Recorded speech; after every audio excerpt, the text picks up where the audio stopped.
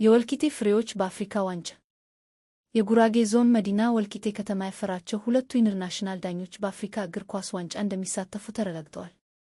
ይህ በእውነት የሚደነቅና ለወጣቶች ትልቅ አርአያ የሚሆን ስኬት ነው። ጠንክሮ በመስራት ለኢንተርናሽናል ዳኝነት መብቃት ብቻ ሳይሆን ለወልቂጤ ከተማ ኩራት ነው።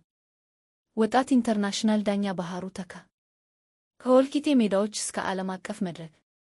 ጥረት፣ ትዕግስትና ብርታት ውጤቱ ይህ ነው።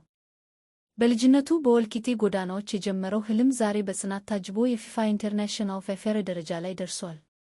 ነገር ግን የእሱ ትልቅነት ሜዳ ላይ በሚያሳየው ዳኝነት ብቻ አይደለም። ከሜዳ ውጭም ለወገኖቹ የሚዘረጋው የቸርነት እጁ፣ የሚያስተባብረው የበጎ ፈቃድ ሥራና ለወጣቶች ያለው ተቆርቋሪነት ልዩ ያደርገዋል። እንኳን ደስ አለህ! አንተ የወልቂጤ ኩራት ብቻ ሳትሆን የሀገርም ተስፋ ነህ። ወደፊትም ከዚህ በላይ እንድትደምቅ ምኞታችን ነው። የወጣት ኢንተርናሽናል ረዳት ዳኛ ሲራጅ ጉዞ ከኢትዮጵያ ሜዳዎች እስከ አፍሪካ ዋንጫ መድረክ መድረሱ ለብዙዎች ተስፋን የሚሰጥና የጽናት ተምሳሌት የሚሆን ነው። ሲራጅ ከሀገር ውስጥ ሜዳዎች እስከ አፍሪካ የግርጌ መድረክ የጽናትና የትህትና ጉዞ። በእግር ኳስ ሜዳ ላይ ካሉት አስቸጋሪ ሥራዎች አንዱ የዳኝነት ሥራ ነው። ደጋፊው፣ ተጫዋቹና አሰልጣኙ በስሜት በሚወጠሩበት በዚያ ሰዓት ስህተት የማይታገስ ዓይንና የሰከነ መንፈስ መያዝን ይጠይቃል። በዚህ ፈታኝ መንገድ ላይ በመጓዝ ከኢትዮጵያ ፕሪሚየር ሊግ ተነስቶ እስከ አህጉራዊው የአፍሪካ ዋንጫ አፍሪካን ድረስ ስሙን ያስጠራው ወጣቱ ዳኛ ሲራጅ የስኬት ምስጢሩ ከእውቀቱ በላይ ስነምግባሩ ከመሆኑም በተግባር አሳይቷል። የሲራጅ ጉዞ በአንድ ጀንበር የተገኘ ድል አይደለም። በየክልሉና በየሁለተኛው ዲቪዚዮን ሜዳዎች ላይ በፀሐይና በዝናብ በሰው ትችትና በሜዳ ላይ ጫናዎች ውስጥ አልፎ ነው ራሱን ያበቃው። ሕጎችን በየቀኑ በማጥናትና የአካል ብቃቱን በከፍተኛ ሁኔታ በመጠበቅ ለሙያው ያለውን ክብር አሳይቷል።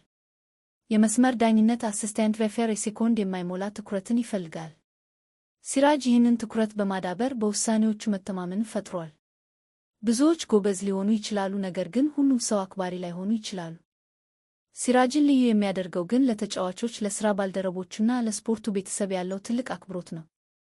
ክህሎት ወደ ላይ ያወጣሃል፣ ስነምግባር ግን እዚያው ያቆይሃል እንደሚባለው የሲራጅ ትህትና በሜዳ ላይ የሚገጥሙትን ውጥረቶች በሰላም እንዲወጣና በደጋፊዎች ዘንድም እንዲወደድ አድርጎታል። በአፍሪካ ዋንጫ ላይ መሳተፍ ለአንድ ዳኛ የመጨረሻው የጥራት ማረጋገጫ ቢያጅ የአፍ ኖር ነው። ሲራጅ የኢትዮጵያን ሰንደቅ ዓላማ ይዞ በዚያ ትልቅ መድረክ ላይ መቆሙ ለሌሎች ወጣት ኢትዮጵያውያን ዳኞች ትልቅ ተነሳሽነት ሆኗል።